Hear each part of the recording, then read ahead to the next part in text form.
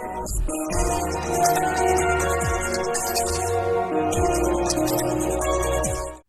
right, man. So today we're talking about the step back. So the step back is a move designed to help you create space so that you could either get a wide open shot or just create more space so you don't run into your defender during your dribble moves. So the step back inside this game, there are two different ways to activate it, and there are also two completely different animations for this. So let's go ahead and look at the first one. I like to call this a tap step back. So you do a tap step back. You can see he just quickly does a step back animation, and then once he gets done doing that animation, he's dribbling the ball with the same hand that he was dribbling with before he started the step back. So now we're going to take a look at hold step backs. So hold step backs, there is a huge difference in between these two abilities, and they also give you different interactions. Well, not abilities, but you know, the two different variations of this move. It gives you different interactions based on which one you decide to use. So let's go ahead and look at the hold step back.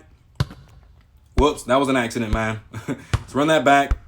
There we go. So you hold your crossover button and then hold your analog backwards. You're going to do a hold step back. And you can see that when he does a hold step back, he ends the animation with the ball in the opposite hand of what hand he started with when he started the animation. So let's go ahead and get started on talking about what kinds of interactions you'll be getting with these abilities. So first we're going to take a look at the accelerated dribbling when you do the step back just off of a tap. So let's go ahead and look at it here. As you can see, he does not get that explosive first step that you're used to seeing when you do a step back, and then you go into the same direction as the hand with the ball. But if you do a hold step back, so go ahead and look at it here, and then you jump into that, you get that explosive first step, and it's going to help you create space a whole lot more easily than the previous animation did. So another thing I want y'all to take note of is that after a dribble move, no matter which one of these step backs you do, like even if you do a tap step back, it's going to show the same animation as the hold step back. But what you may not have noticed is that you will get two completely different interactions, even though the animations look the same. So let's go ahead and look at it here. So first, we're going to take a look at the accelerated dribbling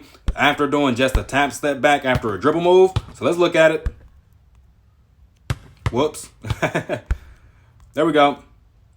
Oh, crap. Wrong hand, bro. Forgot. It's going to do the other animation. Let's go ahead and look at it now. There we go. As you can see, no explosive first step, even though he did the hold step back animation. But if we decide to hold the button instead, so let's go ahead and do that here. You can see we get that explosive first step. It is very important for you to remember, if you want the explosive first step when you're using this step back, you want to make sure that you are holding your crossover button when you activate it. Very important, because you will be getting different interactions from this. Now, there is another way for you to get an explosive first step off your step backs, and that's simply by just dribbling the ball to the opposite hand. So let's look at it with the tap step back here. Step back, and you get that explosive first step after you get done doing your crossover, and same rule applies for the hold step back. You still get that explosive first step. Now, you may have noticed a small difference in between the animations after he got done actually dribbling the ball. So let's look at the tap step back once more. As you can see, he went more towards a driving animation. So he zoomed past his defender and he moved forward. But if you do the hold animation and then you jump into a crossover, you can see he's going to move more sideways than he would forward. So let's go ahead and look at that. See that? Tap step back, you're going to move forward. You're going to go into a drive animation. Hold step backs, you will go laterally. That means left and right. So tap step back, you're going to go forward. Hold step back, you're going to go either left or right. So make sure y'all keep that in mind as well. And there's one last thing I want y'all to take note of when it comes down to the combinations on these. So if we jump into a dribble move, into a tap step back, and then we try to go into an accelerated dribbling, let's take a look at it here. Oh, never mind. He's just doing the acceleration master. So there was something that I was doing earlier where he would just automatically go into the what's it called.